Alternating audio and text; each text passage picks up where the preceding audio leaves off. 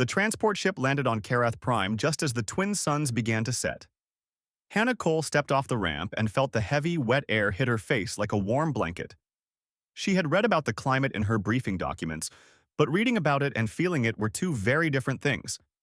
She was the first human to be stationed here permanently. The Verithan had only signed their peace agreement with the Galactic Union 8 months ago, and trust between the species was still fragile. Hannah's job was simple: provide medical assistance and help build cultural bridges. She was a doctor, a diplomat, and according to some back on Earth, completely out of her mind for taking this assignment. The Verithan were predators, not the kind of predators that humans like to pretend they were, with their grocery stores and climate-controlled homes. The Verithan were the real thing. They stood 8 feet tall on average, covered in scales that shifted between gray and brown depending on their mood.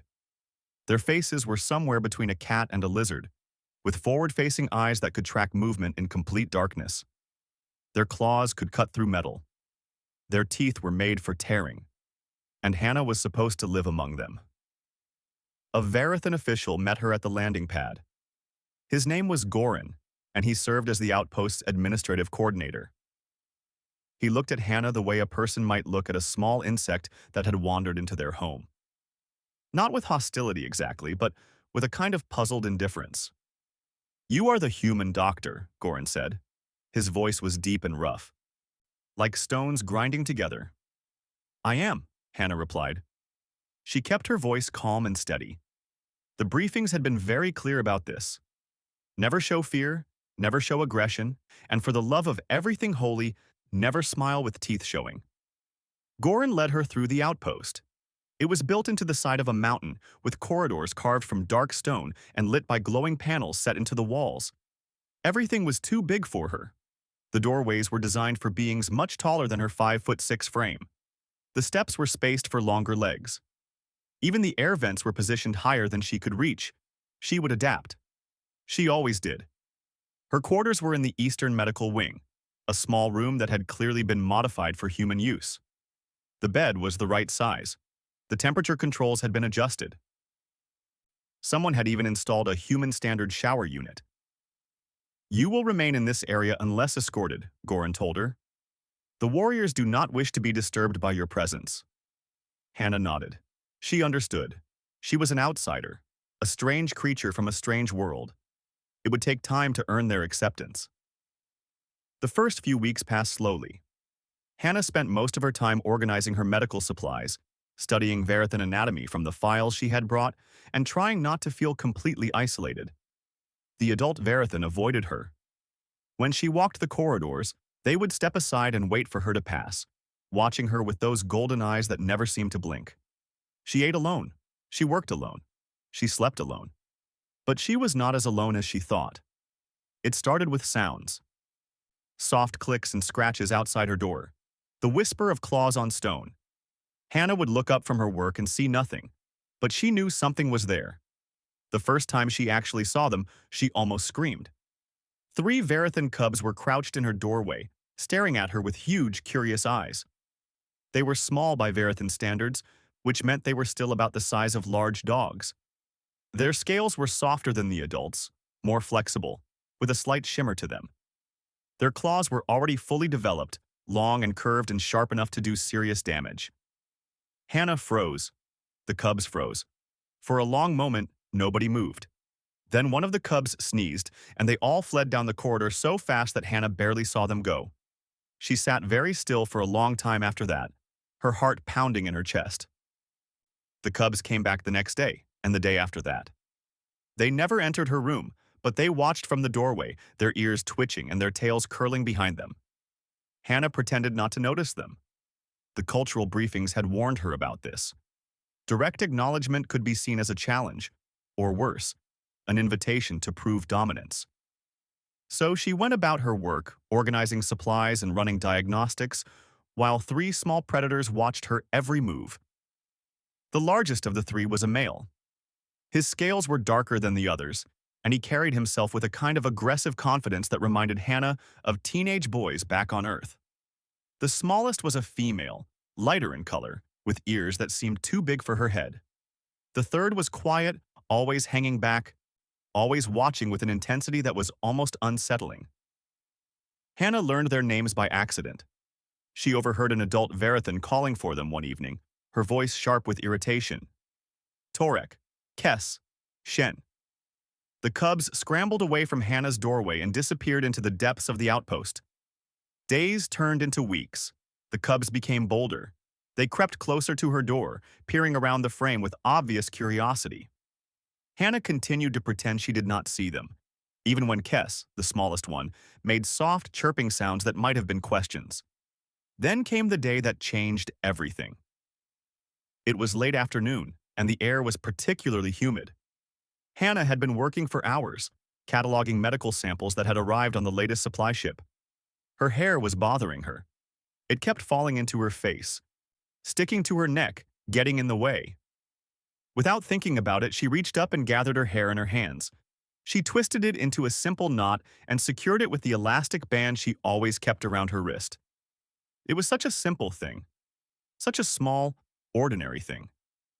She did not know that 3 pairs of eyes were watching from the doorway. She did not see Torek's jaw drop open. She did not hear Kess make a sound that was somewhere between a gasp and a squeak. She did not notice Shen lean forward so far that he nearly fell over. To Hannah, she had just tied her hair back, a thing she did 10 times a day without thinking. To the cubs, she had just done something impossible. The Verithan did not manipulate their scales. They did not reshape their bodies. Their appearance was fixed, unchangeable, as much a part of their identity as their names. The idea of taking a piece of yourself and bending it, twisting it, binding it into a new shape was simply not something that existed in their understanding of the world. And yet this small, soft, strange creature had just done exactly that. The cubs fled before Hannah turned around. They ran through the corridors of the outpost, their claws clicking against the stone floor, their minds racing with what they had witnessed. That night, huddled together in their den, they made a decision. They would learn this magic. They would understand this power. And they would bring the strange creature gifts, as was proper when approaching a being of great skill. The only question was, what gifts would such a creature want? The first gift appeared 3 days after the hair incident. Hannah found it on her workstation when she returned from her morning meal. It was a strip of cured hide, about the length of her forearm and the width of 2 fingers. The leather was dark brown, still warm, and it had been placed directly in the center of her desk with obvious care. She picked it up and turned it over in her hands. It was well made, smooth on one side, slightly rough on the other. She had no idea where it had come from or why it was there. Her first thought was that it might be a threat. The briefings had mentioned that Verithan warriors sometimes left trophies from their kills as warnings. But something about this felt different. The strip was clean, carefully cut, deliberately placed. It did not feel like a warning. It felt like a gift. Hannah set the strip aside and tried to focus on her work. But her mind kept returning to it. Who had left it? Why? What was she supposed to do with it? The next morning there were 2 strips, then 3. Then a small pile that grew larger with each passing day. She mentioned it to Commander Voss during their weekly communication. He was the human liaison officer stationed on the orbital platform above Karath Prime, and he served as her only regular contact with other humans. Could be nothing, Voss said, his face flickering slightly on the holographic display. Could be something. The Verithan are strange. Their customs are strange. I would be careful if I were you. What do you think I should do? Hannah asked. Voss shrugged. Document everything. Do not throw anything away, and maybe try to figure out who is leaving these things. That night, Hannah made a plan. She finished her work early and dimmed the lights in her quarters. She arranged herself on her examination table, pulling a thin blanket over her body and closing her eyes. She slowed her breathing, made her body relaxed, and waited. An hour passed. Then 2. Hannah's back began to ache from the hard surface, and she had to resist the urge to shift position. The room was dark and quiet, and several times she nearly fell asleep for real. Then she heard it. The soft click of claws on the stone floor outside her door. Hannah kept her breathing slow and even. She opened her eyes just a tiny crack, enough to see but not enough to be noticed. Three shapes crept into the room. The cubs moved with exaggerated care, placing each foot slowly and silently. Torek was in the lead, carrying something in his jaws. He walked to the workstation and carefully placed a strip of hide on the growing pile, then stepped back with an expression of obvious pride. Behind him, Kess held something different. It was thin and shiny, catching the dim light as she moved. Hannah realized with a start that it was a length of copper wire, clearly taken from somewhere it was not supposed to be taken from. The little female added it to the collection with a soft, satisfied sound. Shen came last. He carried nothing. Instead, he simply sat and stared at Hannah, his eyes fixed on the loose hair spread across the pillow beneath her head. His tail curled and uncurled slowly, and Hannah could almost see the thoughts moving behind his golden eyes. The three cubs stood in silence for a long moment, looking at their offerings. Then Torek made a gesture with his head, and they began to creep back toward the door. Hannah wanted to speak. She wanted to sit up and thank them, to ask them what they wanted, to understand why they had chosen her as the target of their strange attention. But she knew that would be wrong. She was not supposed to have seen this. She was supposed to be asleep. So she kept her eyes mostly closed and her breathing slow until the cubs had gone. Only then did she allow herself to sit up. She looked at the pile of gifts on her workstation. Strips of hide, lengths of wire, scraps of fabric in different colors, materials that could be bent and twisted and shaped. And suddenly, Hannah understood. They had seen her tie her hair. They had watched her take something soft and loose and turn it into something fixed and controlled.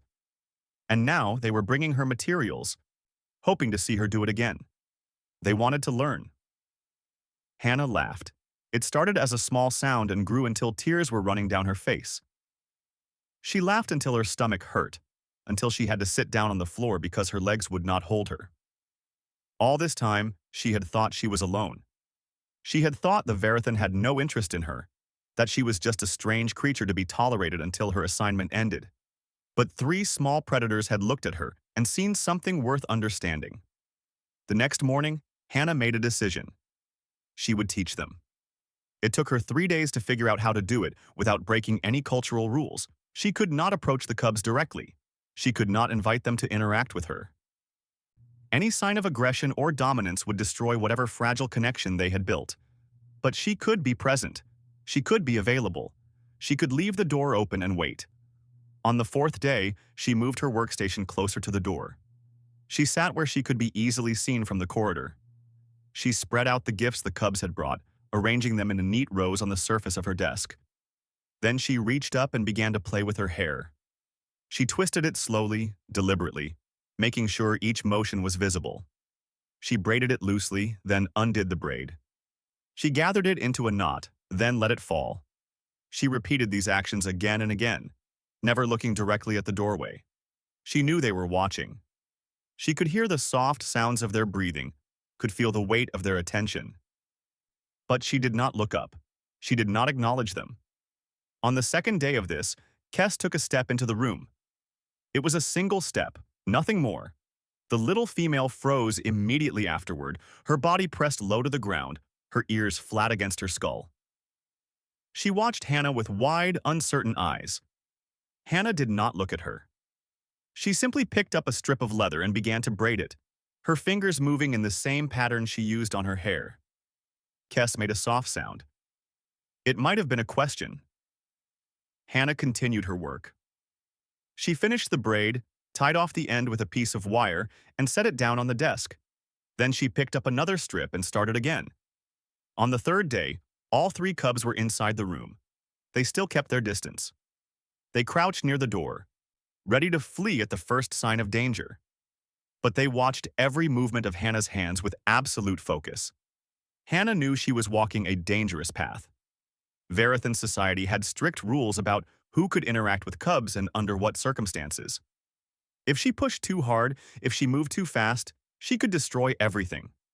So she took it slow. She worked on her braids and knots without speaking, without looking, without acknowledging the small predators who watched her with such hunger in their eyes. And slowly, day by day, they crept closer. Torek was the bravest. always pushing forward while the others hung back. Kes was the most curious, her head tilting from side to side as she tried to understand what Hannah's fingers were doing. Shen was the most patient, content to watch and wait and think. On the seventh day, Hannah spoke for the first time. "This is called a braid," she said softly, not looking up from her work. "You take 3 pieces and weave them together. Over, under, over, under." The cubs froze. They looked at each other with wide eyes. Then they looked back at Hannah. She continued working, her voice calm and steady. "It keeps things together. It makes them strong." Kes made a sound that was almost like a word. It might have been strong in her own language, or it might have been something else entirely. Hannah did not know, but for the first time since she had arrived on Karath Prime, she felt like she was exactly where she was supposed to be. 2 weeks had passed since Hannah first spoke to the cubs. In that time, everything had changed. The cubs no longer hid in the doorway. They came into her room openly now, settling onto the floor in a loose circle around her workstation. They brought gifts every day, sometimes several times a day, piling strips of hide and lengths of wire and scraps of fabric until Hannah's desk could barely hold it all. But more importantly, they were learning. Hannah had started with simple things. She showed them how to twist 2 pieces of cord together to make a stronger rope. She taught them basic knots that would hold fast under pressure. She demonstrated the difference between a braid with 3 strands and a braid with 4. The cubs struggled at first. Their claws were designed for tearing, not for delicate manipulation. Torek ripped 3 strips of leather before he managed to complete a simple twist. Shen spent an entire afternoon trying to tie a knot that kept slipping apart. Kes, the smallest, broke down in frustration after her 5th failed attempt, making a high-pitched whining sound that Hannah had never heard before. But they did not give up. They came back the next day, and the day after that, and the day after that. They practiced until their claws ached. They practiced until the light faded and they could barely see. They practiced with a determination that Hannah found almost frightening in its intensity. And slowly, they began to succeed. Torek finished his first complete braid on the 9th day. It was rough and uneven, with strands that stuck out at odd angles, but it was undeniably a braid. He held it up and made a sound that Hannah was learning to recognize as pride. "Good," she said simply. "Try again." He did, and the second one was better than the first. Shen mastered knots faster than anyone. His quiet or patient nature was perfect for the careful work of loops and tucks and pulls. By the end of the second week, he could tie 7 different knots from memory, including one that Hannah had shown him only once. But Kes was the true surprise. The smallest cub, the one who had struggled the most at the beginning, turned out to have a gift for pattern work. Her claws were more flexible than the others, not yet fully hardened into adult form. She could manipulate the strands with a delicacy that left Hannah genuinely amazed. On the 12th day, Kes presented Hannah with a completed piece. A woven band made from 3 different materials, twisted together in a pattern that formed a series of interlocking diamonds. Hannah stared at it for a long time. She picked it up and turned it over in her hands, examining the work from every angle. "Did you make this?" she asked. Kes nodded, her ears pressed flat against her skull in what Hannah now recognized as nervous anticipation. "It is beautiful," Hannah said. "It is the most beautiful thing I have seen since I came here." Kes made a sound that was pure joy. The problem started on the 15th day. Hannah was teaching the cubs a new technique, a complex weave that required 4 strands working in opposite directions. The cubs were focused, their attention completely absorbed by the work. None of them heard the footsteps in the corridor until it was too late. A massive figure appeared in the doorway. It was a Verathan warrior, fully adult, with scars across his snout that spoke of many battles. He stared into the room with an expression that Hannah could not read. His eyes moved from Hannah to the cubs to the scattered materials on the desk. Then he spoke, his voice deep and cold. "What is this?" The cubs scrambled to their feet. Their postures shifted instantly, becoming smaller, more submissive. They kept their eyes down and their ears flat. Hannah stood slowly, She kept her voice calm. They have been visiting me. I have been teaching them. Teaching them what? The warrior stepped into the room. He was enormous, nearly 9 feet tall, with claws that looked like they could cut through steel. You are human. What could you possibly teach them? Hannah did not answer with words. Instead, she picked up one of the completed braids from her desk and held it out. The warrior looked at it. His eyes narrowed. He reached out and took it, turning it over in his massive hands.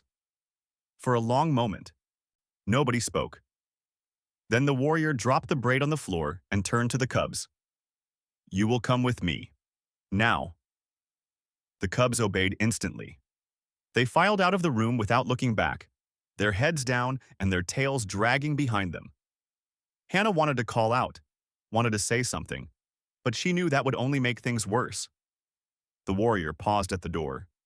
He looked back at Hannah with something that might have been contempt or might have been curiosity. Then he was gone. Hannah sat alone in her empty room, surrounded by materials that would never be used. 3 days passed. The cubs did not come. Hannah continued her work, but her heart was not in it. She kept looking at the doorway, hoping to see small shapes creeping toward her. She kept listening for the click of claws on stone. The pile of materials on her desk remained untouched. The half-finished projects gathered dust. On the 4th day, Commander Voss contacted her with bad news. There have been complaints, he said, his face grim on the holographic display.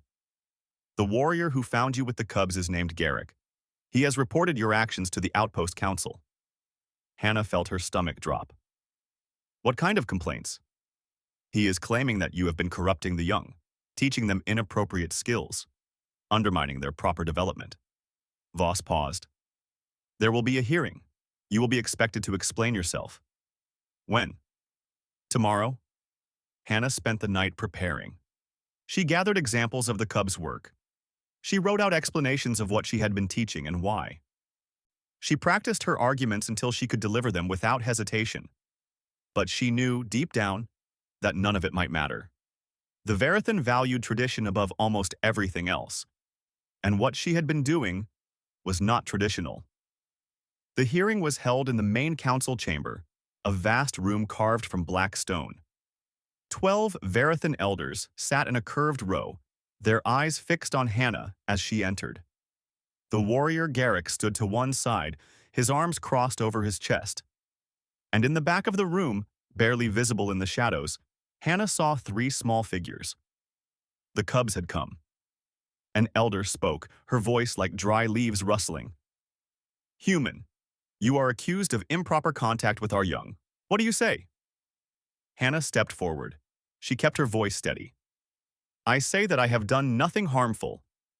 I have simply shared knowledge. Knowledge that our young do not need, Garrick said. Knowledge that will make them weak. Warriors do not braid. Warriors do not weave. Warriors fight. Perhaps, Hannah said, but these young ones chose to learn. They came to me. They brought me materials. They asked in their own way to be taught. I did not force them. I did not trick them. I simply showed them what I know. The elders conferred among themselves in low voices. Hannah could not hear what they were saying, but she could see the doubt on their faces. Then a new voice spoke from the doorway. I would hear more of this teaching. Everyone turned. A massive Verithan female stood at the entrance to the chamber. Her scales were darker than most, with a pattern of lighter marks across her face. She wore the ceremonial marks of a high commander. Garrick dropped his head immediately. High Commander Rashka, I did not know you were on the outpost. I arrived this morning. Rashka walked into the room, her steps slow and deliberate. Her eyes moved to Hannah, studying her with an intensity that made Hannah want to step back. My daughter is one of the cubs who has been visiting you. I wish to understand what you have been teaching her. Hannah realized with a start that this was Kess's mother.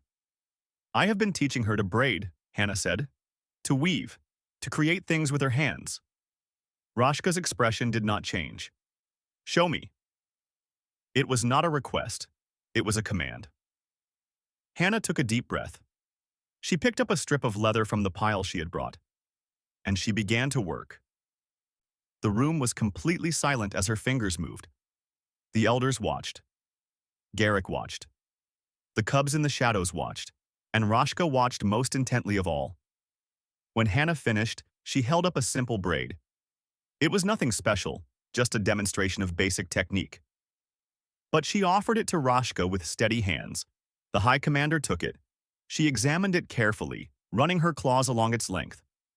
Then she looked at Hannah with eyes that seemed to see straight through her. "Teach me," Rashka said.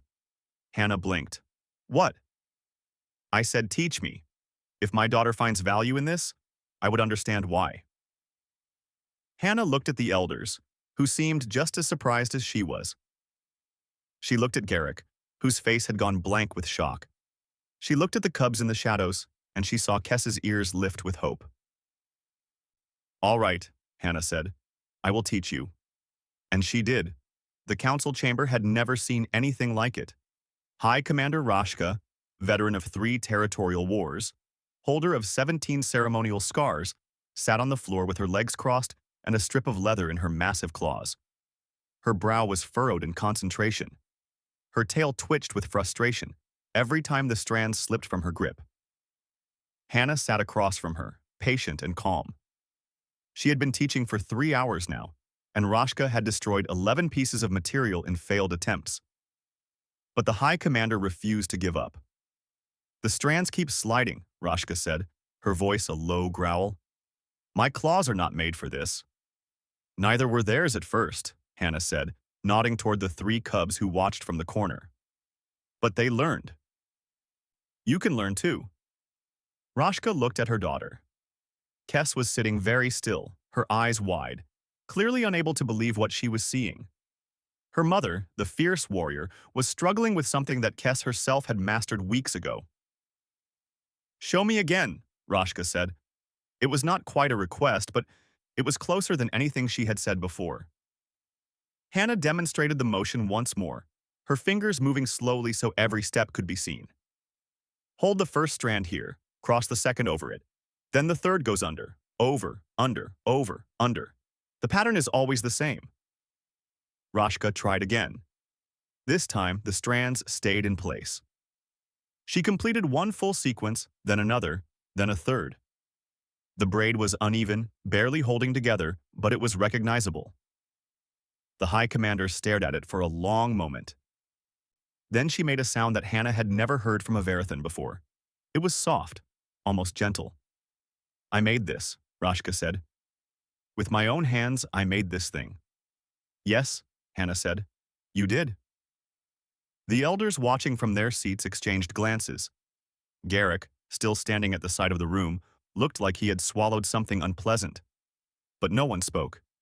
No one dared interrupt. Rashka looked up at Hannah.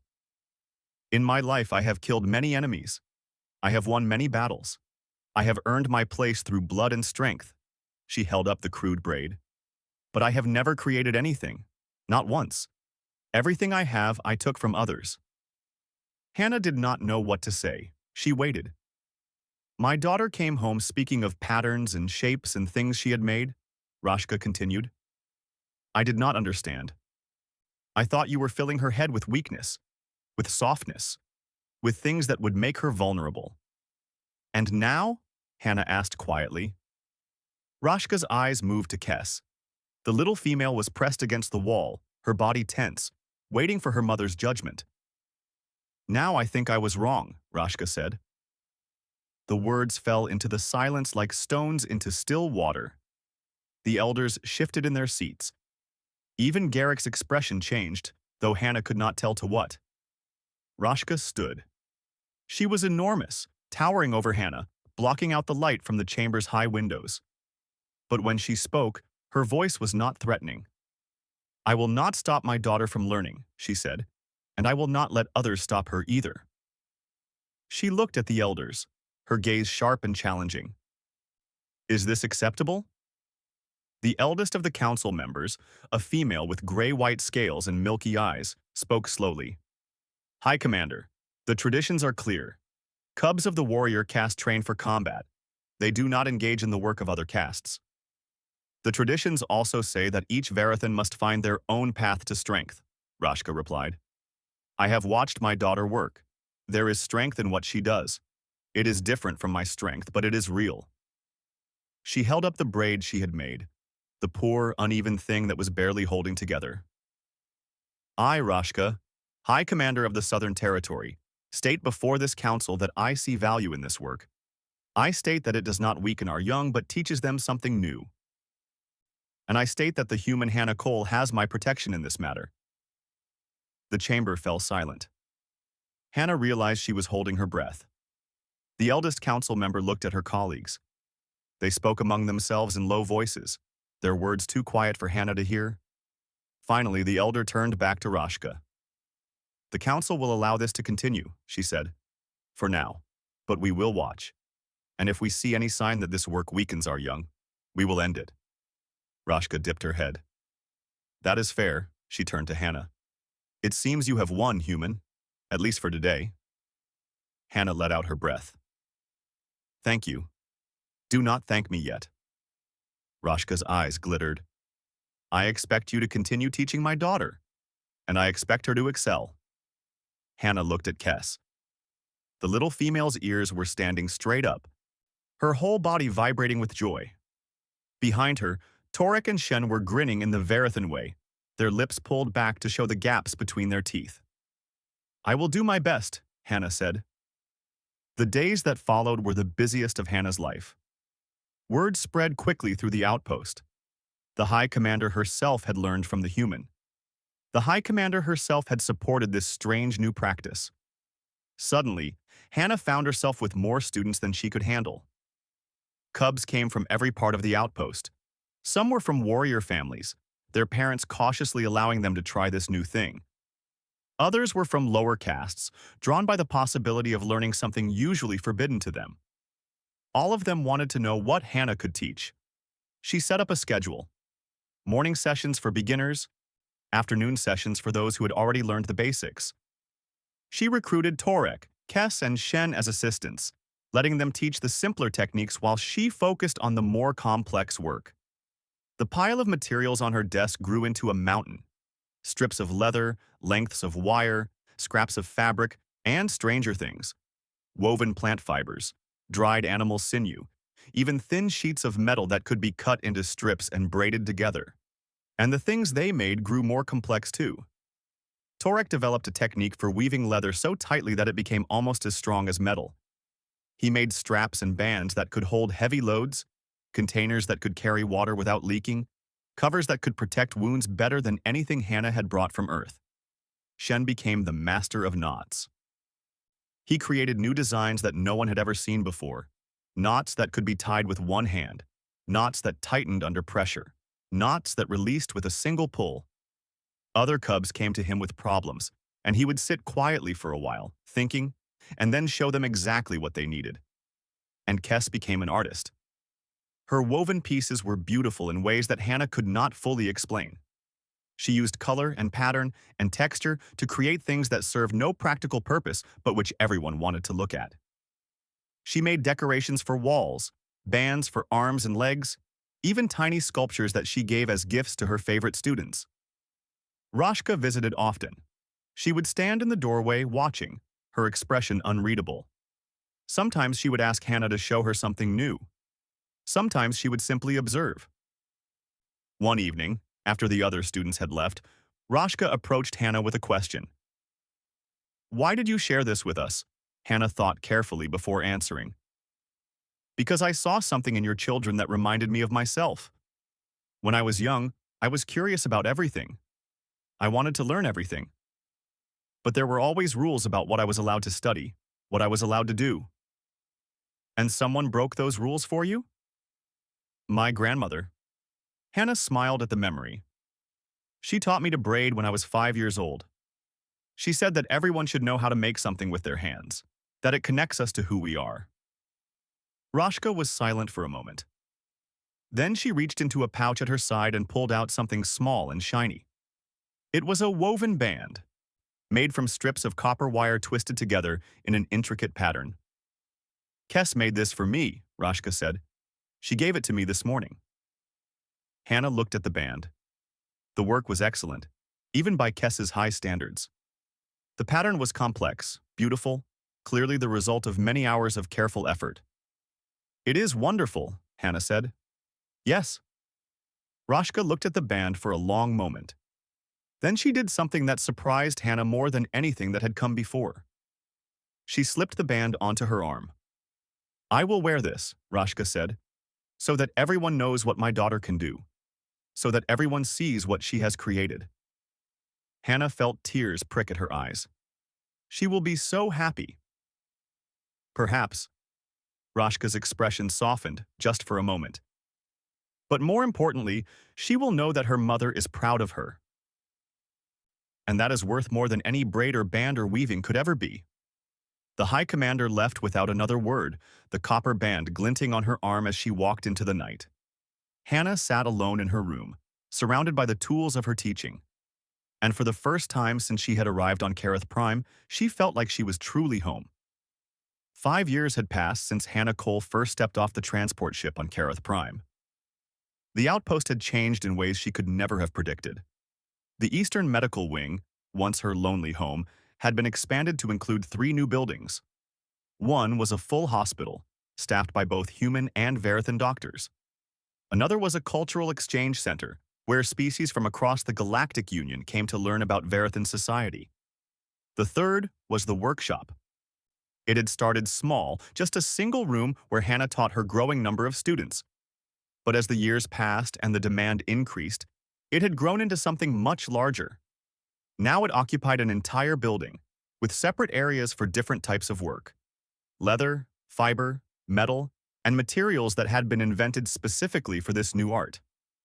Hannah stood at the entrance, watching the activity inside.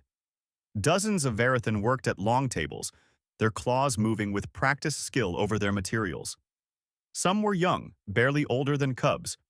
Others were adults, warriors and workers, and even a few elders who had decided it was never too late to learn something new.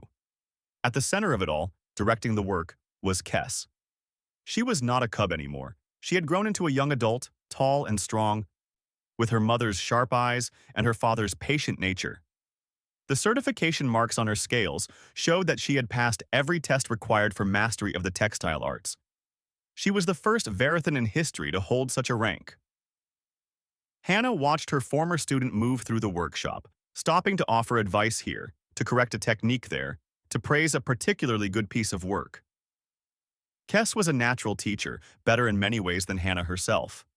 She had a gift for seeing what each student needed and providing exactly that. "She has grown into something remarkable," a voice said beside her. Hannah turned to find Rashka standing there. The High Commander had aged in the past 5 years, her scales showing the first hints of gray, her movements a little slower than they had once been. But the copper band still glittered on her arm, the one that Kess had made for her so long ago. "She has," Hannah agreed. "I am very proud of her." "As am I." Rashka's gaze followed her daughter across the workshop. "When you first came here, I thought you were a curiosity, a small, soft creature with strange habits. I did not understand why the Union had sent you. And now?" Rashka was quiet for a moment. "Now I think the Union understood something that we did not. They knew that strength comes in many forms, and they sent someone who could show us a form we had never seen before." Inside the workshop, a young cub was struggling with a basic braid. His claws kept slipping, and his tail lashed with frustration. Kess knelt beside him, her voice soft and encouraging. She took his hands in hers and guided them through the motions. Over and under, over and under. Hannah remembered doing the same thing for Kess 5 years ago, in a small room with a pile of leather strips and 3 curious cubs. "I have news," Rashka said. "The council has approved the expansion." Hannah's heart lifted. They agreed? They did. Starting next season, workshops will open in 12 more cities across the continent. The techniques your students developed will be taught to thousands. It was more than Hannah had dared to hope for. When she had first proposed the expansion, many on the council had resisted. They worried about moving too fast, about changing too much. They warned that traditions were being abandoned. But the evidence was impossible to ignore. The cubs who learned to braid and weave did not become weak. They became more focused, more patient, more creative. They found new ways to solve problems. They developed skills that made them valuable in ways that pure combat training never could. And they were happy. That was the thing Hannah noticed most of all. The students who came to the workshop were happier than those who did not. They had something to create, something to show for their efforts, something to give to others. There is something else, Rashka said. Kes has been accepted to the Cultural Institute on Earth. She leaves next month. Hannah turned sharply. She is going to Earth? She applied without telling me. There was pride in Rashka's voice, but also something else. Something that might have been sadness. She wants to learn more. She wants to see what other species create, how they work, what she can bring back to teach others. Hannah looked at Kes across the workshop. The young Verithan had finished helping the struggling cub, and now she was examining a piece of work that one of the adults had completed.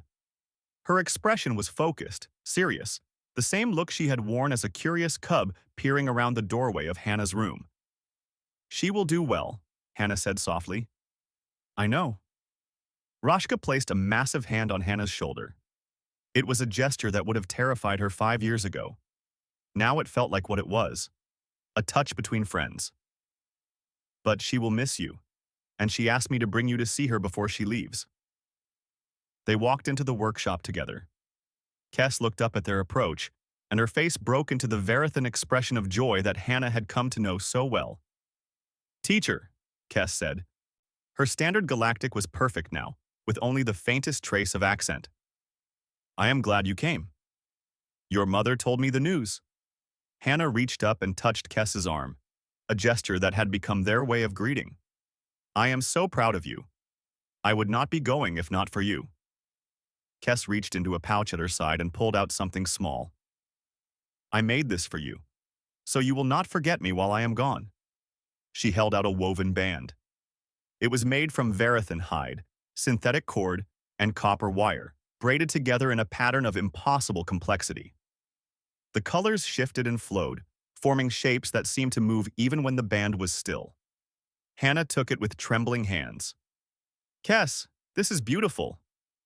It is my best work, Kes said. I wanted you to have it.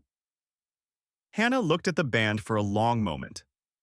Then she gathered her hair in her hands, twisted it into a knot, and used the band to hold it in place. How do I look? She asked. Kes's ears lifted. Rashka made a sound that might have been a laugh. Around them, the other students had stopped their work to watch. You look like you belong here, Kes said. Hannah smiled. That is because I do. She looked around the workshop, at the students and teachers, at the materials and tools, at the things that were being created all around her. This had all started because she had tied her hair back on a humid afternoon, and 3 curious cubs had decided it was the most wondrous thing they had ever seen. Now it was something more. It was a movement, a change, a new way of thinking about what it meant to be strong. It was spreading across the planet, and soon it would spread beyond, carried by students like Kes to worlds that Hannah would never see. Outside the window, the twin suns of Kareth Prime were setting, painting the sky in shades of gold and rose. Somewhere in the city below, a new class of cubs was about to begin their first lesson. They would struggle with the strands. They would fail many times before they succeeded. They would grow frustrated and want to give up. But they would keep trying, because they had seen what was possible. Because they knew that creation was not weakness, that soft hands could do mighty things, that sometimes the smallest action could change everything. Hannah watched the sunset and felt the weight of the band in her hair. She thought about her grandmother, who had taught her to braid so many years ago. She thought about the path that had led her here, to this place, to these people, to this moment. Thank you, she whispered, though she was not sure who she was thanking. Kes heard her. For what? Hannah turned to look at her former student, now her colleague, now her friend. She reached out and touched the copper band on Rashka's arm, the band that Kes had made so long ago. For seeing something worth learning in a simple thing, Hannah said. For bringing me gifts when you did not know what I wanted. For trusting me when you had no reason to. Kes's eyes softened.